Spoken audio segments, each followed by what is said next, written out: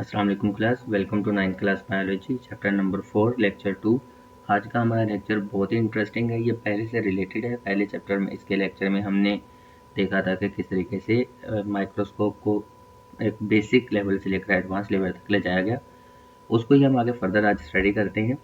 तो एक ऐसी दुनिया जिसको हम कभी जानते ही नहीं थे, उसके बारे में इतनी स्टडी कैसे करना शुरू कर दी और इतनी एडवांसमेंट उसमें ले आए कि हमने एंटीबायोटिक्स और वैक्सीन तक बनाना शुरू कर दी। तो चलिए अपना लेक्चर शुरू करते हैं। अगर आपको वीडियो अच्छी लगे तो चैनल को लाइक, शेयर और सब्सक्राइब जरूर कीजिएगा। इमेजिन करिए कुछ देर के लिए कि आप एक लीफ को देख रहे हैं। उसकी एक्सटर्नल सरफेस यानी उसका ग्रीन कलर का होगा, स्मूथ होगा। ये नहीं, अगर आपको मौका मिले कि आप उसके इनसाइड देखने की कोशिश करें तो आपके ख्याल में उसमें क्या होगा? एक पूरी दुनिया छुपी है एक छोटे से लीव्स में, क्योंकि उस लीव्स में सेल्स हैं और उन सेल्स में एक पूरा का पूरा इंडस्ट्रियल एरिया की तरह काम हो रहा है, जहाँ पर फूड भी बन रही है, रेस्पिरेशन भी हो रही है। इन चीज़ों को स्टडी करने के लिए हमें वही एक मैजिकल इंस्ट्रूमेंट की नीड थी, जिसको बनाया गया और जिसका नाम माइक्रोस्कोप है। तो चलिए आज हम इसको डिटेल से देखते हैं कि किस तरीके से इसको बनाया गया। अगर हम थोड़ा सा एंशियंट आइडियाज़, पुराने ज़माने की बात कर लें, तो बहुत टाइम पहले कुछ ग्रीक थिंकर्स थे लाइक एरिस्टोटल। उन्होंने नेचर को समझने की कोशिश की। उन्होंने जितनी भी स्टडी की, उन्हें एक बात समझ में आई कि एनिमल्स और प्लांट्स में कुछ ना कुछ तो ऐसा है जो कि कॉमन है। अब वो क्या है वो तो अभी तक उन्हें क्लियर नहीं हो पाया, बट ये उनको कंफर्म था कि कुछ तो ऐसा है जो इनमें एक जैसा है। कहीं ना कहीं जाकर ये एक कॉमन इनके एंसेस्टर्स हैं।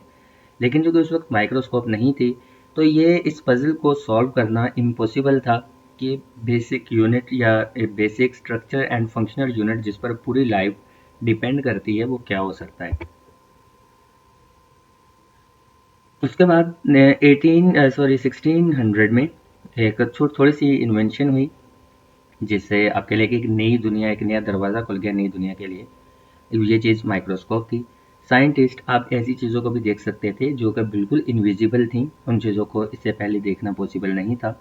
लेकिन अब ऐसे सेल्स को डिस्कवर किया गया। इससे पहले सेल का इतना कंसेप्ट नहीं था, किसी को पता भी नहीं था कि इतने स्मॉल लेवल पर भी चीज़ें होती हैं। तो ये माइक्रोस्कोप ने आकर फर्स्ट टाइम हमें बताया कि सेल्स भी एग्जिस्ट करते हैं और वो किस तरीके से काम करते हैं। वही बेसिक चीज़ है जो कि हमारी ज़िंदगी को सर्वाइव करने के लिए हेल्पफुल होते हैं। अब नेक्स्ट रॉबर्ट हुक की अगर बात कर लें हम, रॉबर्ट हुक कौन थे? 1665 में रॉबर्ट हुक ने हमने पिछले लेक्चर में वैसे ये पढ़ा था कि इन्होंने एक बार्क ली थी, लकड़ी का, आप कह लें कि एक प्लांट का एक छोटा सा पार्ट लिया था, उसको इन्होंने माइक्रोस्कोप के नीचे रखकर स्टडी करना शुरू किया। उन्होंने देखा कि वहाँ पर स्मॉल रूम्स हैं, यानी हनी कॉम्ब की तरह, जैसे शहद का छत्ता होता है इस तरह के, और वो बड़े ऑर्गेनाइज मैनर में है वहाँ पर। और इन्होंने उनको सेल्स का नाम दिया था, क्योंकि मॉन्क्स जिन रूम्स में रहते थे उन रूम्स को भी उस वक्त सेल कहा जाता था। इसी वजह से इन्होंने जो स्मॉलेस्ट पार्ट था उसको सेल का नाम दिया, जिसको आज भी सेल ही कहा जाता है। देन इनके बाद एंटोन, नेक्स्ट साइंटिस्ट है हमारे पास एंटोन विन लियोनहुक। ये 1670 से लेकर 1683 तक इन्होंने क्या इसमें चेंजिंग की, इस चीज़ के बारे में देखते हैं। ये वो साइंटिस्ट हैं जिन्होंने पॉन्ड वाटर लिया और उसको स्टडी करना शुरू किया, और उन्होंने देखा कि उसमें बहुत ज़्यादा क्रिएचर्स हैं। वहाँ पर भी कुछ मॉलिक्यूल्स हैं जिनको उन्होंने लाइव मॉलिक्यूल यानी कि एनी मॉलिक्यूल्स का नाम दिया। ये पहली दफ़ा ऐसा हुआ था कि इन्होंने माइक्रोस्कोप की हेल्प से किसी लिविंग थिंग को देखा। फर्स्ट टाइम दुनिया में किसी ने लिविंग थिंग को स्टडी किया था, और वो ये साइंटिस्ट हैं जिन्होंने, और क्या किसमें स्टडी किया था, इन्होंने पॉन्ड वाटर लिया, उसमें देखा, और उनको वहाँ पर रियलाइज हुआ कि यहाँ पर तो millions of swimming living cells हैं जो कि पॉन्ड के वाटर के ड्रॉप में है, एक ड्रॉप में है। इनकी इस स्टडी के बाद नेक्स्ट और डिस्कवरीज होती गई। अब फिर आप समझ लें कि डिस्कवरीज का एक न्यू एरा स्टार्ट हो गया। वक्त के साथ साथ ये स्टोरी अनफोल्ड होती गई। इसके बाद रॉबर्ट ब्राउन आए, उन्होंने न्यूक्लियस को प्लांट में स्टडी किया। श्लाइडन और शिवान साइंटिस्ट ये आए, इन्होंने ये आकर एक फर्स्ट टाइम इन्होंने एक स्टेटमेंट दी और इन्होंने ये कहा कि जो सेल्स हैं उन्हीं से ही लिविंग थिंग्स बनी है, यानी लिविंग थिंग का बेसिक यूनिट है वो सेल है, जिससे एक पूरा का पूरा लिविंग ऑर्गेनिज्म बनता है। देन उनके बाद विर्को एक और साइंटिस्ट आए और उन्होंने कंफर्म किया कि जो न्यू सेल बनते हैं वो ओल्ड सेल से ही बनते हैं। ऐसा कभी नहीं होता कि ओल्ड सेल मतलब कि नॉन लिविंग थिंग से एकदम लिविंग थिंग बनना शुरू हो जाए, ये पॉसिबल नहीं है। बल्कि ओल्ड सेल होंगे और वो ओल्ड सेल से ही न्यू सेल्स बनेंगे, लिविंग सेल से ही लिविंग सेल्स बनेंगे। और इनके इस बात को लुईस पास्चर ने अपने एक्सपेरिमेंट से फाइनली प्रूव भी कर दिया था। वैसे उनका एक्सपेरिमेंट हमारी बुक में यहाँ पर नहीं है, लेकिन थोड़ा सा उसका अगर आपको आइडिया दूँ तो इन्होंने ये किया था, उस वक्त एक थ्योरी चल रही थी कि नॉन लिविंग थिंग से भी लिविंग थिंग को हम बना सकते हैं। लेकिन इनको इनका ये जो आइडिया था इसने प्रूव किया किस तरीके से। इन्होंने क्या किया कि मिल्क लिया और मिल्क को बॉयल करना शुरू किया। क्योंकि मिल्क में अगर हम 2-3 दिन के लिए या 1 दिन के लिए भी इवन के रख दें उसे बॉयल किए बगैर, तो उसमें माइक्रो ऑर्गेनिजम्स आ जाते हैं। और उनको लगता था कि देखें मिल्क में पहले कुछ नहीं था, माइक्रो ऑर्गेनिजम्स आ गए हैं, इसका मतलब ये है कि माइक्रो ऑर्गेनिज्म खुद से ही प्रोड्यूस हो सकते हैं। लेकिन इन्होंने आकर बताया कि नहीं, अगर इसमें ऑलरेडी माइक्रो ऑर्गेनिज्म प्रेजेंट थे, अगर आप मिल्क को बॉयल करें, बॉयल करके उसे कवर करके रख दें, उसमें किसी किस्म के कोई भी माइक्रो ऑर्गेनिज्म प्रोड्यूस नहीं होंगे।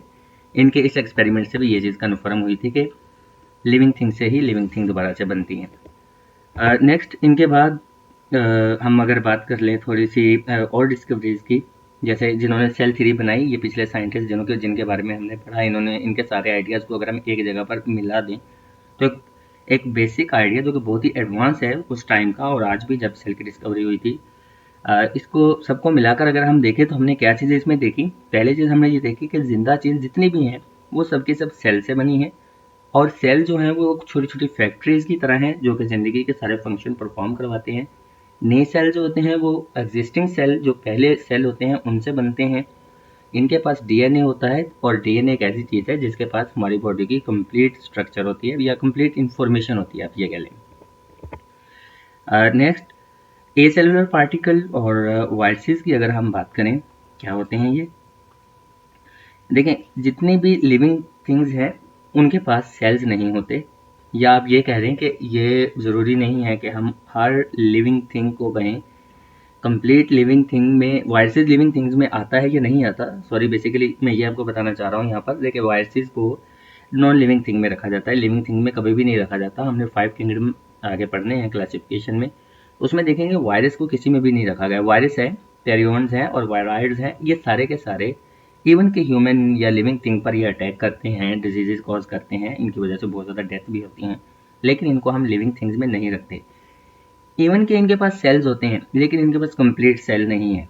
इनके पास सेल होंगे, उनमें मैक्सिमम डीएनए होगा, आरएनए होगा। अब ये डीएनए आरएनए इतना इंपॉर्टेंट है इनके पास, जो ये मटेरियल है, ये जब भी किसी लिविंग थिंग पर अटैक करते हैं तो इनका जो डीएनए होता है वो लिविंग सेल्स के डीएनए के ऊपर कंप्लीट कंट्रोल कर लेता है, और उसकी मशीनरी पर कंप्लीट इसका कंट्रोल हो जाता है, और अपनी कॉपीज बनाना शुरू कर देती है, और इस तरीके से ये अपने आप को डिवाइड करते जाते हैं। लेकिन इनके पास अपने आप को डिवाइड करने के लिए कोई मशीनरी नहीं होती, क्योंकि इनके सेल में कंप्लीट मशीनरी नहीं है कि ये अपने आप को डिवाइड कर सकें, इसलिए इनको हम लिविंग थिंग्स में नहीं रखते।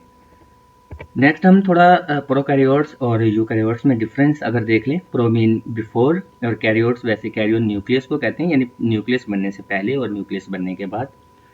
सारे के सारे सेल मेन 2 ग्रुप्स में आते हैं। प्रोकैरियोट्स जैसा कि बैक्टीरियाज हैं, इनके पास कोई ट्रू न्यूक्लियस नहीं होता, यानी इनके पास डीएनए तो होता है, इसके अलावा और भी मटेरियल होता है इनके पास, लाइफ को सर्वाइव करने का कंप्लीट मटेरियल होगा, बट वो मटेरियल ऑर्गेनेल्स जैसे इनकी मेम्ब्रेन होती है जिसमें वो कवर्ड होते हैं, जैसे न्यूक्लियस है वो एक मेम्ब्रेन में कवर्ड होगा, गोल्गी अपरेटस है वो एक मेम्ब्रेन में कवर्ड होंगे। इनके पास वो मेम्ब्रेन नहीं होती। हमें ये साइंटिस्ट को ये लगता है कि जब पहले पहले सेल्स बनना स्टार्ट हुए या सेल्स ने डिवाइड करना शुरू किया या बिल्कुल इनिशियल लेवल पर थे, तो वो प्रोकैरियोट्स या प्रोकैरियोटिक सेल्स हुआ करते थे। उसके बाद जब उन्होंने उनमें एडवांसमेंट आ गई तो हमने उनको यूकैरियोट कहना शुरू कर दिया, यानी ट्रू न्यूक्लियस, मतलब कि इनका जो न्यूक्लियस होता है वो एक मेम्ब्रेन में कवर्ड होता है। जैसे कि प्लांट्स और एनिमल सेल्स हैं, बहुत ये कॉम्प्लेक्स सेल्स हैं, और इनमें इनके जितने भी ऑर्गेनेल्स होते हैं एक सेल के अंदर वो सारे के सारे कवर्ड होते हैं। प्रोकैरियोट्स के बारे में आप इस तरीके से भी, इसकी एक सिंपल अगर आपको मैं एग्जांपल दूँ, इस तरीके से भी आप सोच सकते हैं जैसा कि एक टेंट है, सही है, और उस टेंट के अंदर आप देखें जो भी मटेरियल उसमें पड़ा है कोई ऑर्गेनाइज मैनर में नहीं पड़ा होगा, सारा का सारा उस टेंट में पड़ा है। बट यूकैरियोटिक सेल के बारे में अगर आप इसकी एग्जांपल इस तरीके से समझे कि एक बिल्डिंग है और उस बिल्डिंग में रूम्स में, बिल्डिंग के अंदर रूम्स हैं, और रूम्स जो उसके अंदर है उसमें जो भी चीज़ रखी है वो एक ऑर्गेनाइज्ड मैनर में रखी हुई होती है। तो ये यूकैरियोटिक सेल कुछ इस तरीके से अपने आप को, अपने ऑर्गेनेल्स को, चीज़ों को वेल मैनर्ड में रखता है। सामने आपको 2 यहाँ पर दिखाई भी गई हैं ग्राफिक्स, आप कह लें इनको, फोटोज़ कह लें। प्रोकैरियोटिक में अगर देखें तो कोई ऑर्गेनेल्स आपको नहीं दिखते, उसमें डीएनए और बाकी पार्टिकल फ्रीली मूव कर रहे हैं। बट यूकैरियोटिक सेल में अगर आप देखें तो एक ऑर्गेनाइज्ड मैनर में सारी चीज़ें उसमें अपनी अपनी स्पेसिफिक जगह पर पड़ी हैं। नेक्स्ट इनके बाद अगर हम सेल वॉल और सेल मेम्ब्रेन की बात करें, इन दोनों में क्या डिफरेंस होता है। याद रखना यहाँ पर एक पॉइंट कि सेल वॉल सिर्फ प्लांट सेल में होती है, एनिमल सेल्स में नहीं होती। एनिमल सेल की जो फर्स्ट सेल है वो सेल मेम्ब्रेन ही है। सेल वॉल एक आर्मर की तरह है, यानी ये एक प्रोटेक्टिव लेयर है, स्ट्रॉन्ग है, प्लांट्स में होती है और प्लांट्स को ये प्रोटेक्ट करती है। सेल मेम्ब्रेन इसके इनसाइड होती है, ये लिविंग है, ये एक गेट कीपर के तौर पर काम करती है सेल्स में। ये कंट्रोल करती है कि सेल में किस चीज़ को आना चाहिए और किस चीज़ को सेल से हमें रिमूव करना है बाहर। लेकिन सेल वॉल के पास ऐसा कोई किसी किस्म का कंट्रोल नहीं होता, वो बस सिर्फ प्रोटेक्ट कर रही होती है, एक शेप प्रोवाइड कर रही होती है सेल को। और सेल में अब बाहर से सोल्ट लेकर आना है, न्यूट्रिएंट्स लेकर आने हैं, वाटर लेकर आना है, नहीं लेकर आना, कितना लेकर आना है, ये सारी की सारी चीज़ों को सेल मेम्ब्रेन कवर कंट्रोल कर रही होती है। देन हम अगर इसमें एक आप कह लें कि जब सेल वॉल बनी थी, तो सेल वॉल में या सॉरी सेल वॉल बनी थी कह रहा हूँ, जब सेल मेम्ब्रेन को स्टडी किया जा रहा था तो उसके बारे में एक मॉडल दिया गया जिसको फ्लोइड मोज़ेक मॉडल का नाम दिया गया।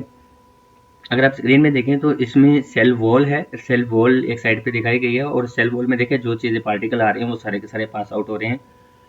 दूसरी तरफ सेल मेम्ब्रेन है, सेल मेम्ब्रेन की एक साइड पे अगर आप लेफ्ट साइड पर देखें तो कुछ डिफरेंट पार्टिकल्स आ रहे हैं, लेकिन आगे स्पेसिफिक ही पास आउट हो रहे हैं। इसका मतलब है ये सेमी परमिएबल है, यानी कुछ चीज़ों को ये परमिशन देगी पास आउट होने की, मैक्सिमम चीज़ों को वहाँ पर रोक कर रखेगी। जो सेल मेम्ब्रेन होती है वो एक फ्लेक्सिबल सी है जिसमें प्रोटीन फ्लोट कर रहे होते हैं। यही फ्लोइड मोज़ेक मॉडल है, इस वजह से इसको ये नाम दिया गया।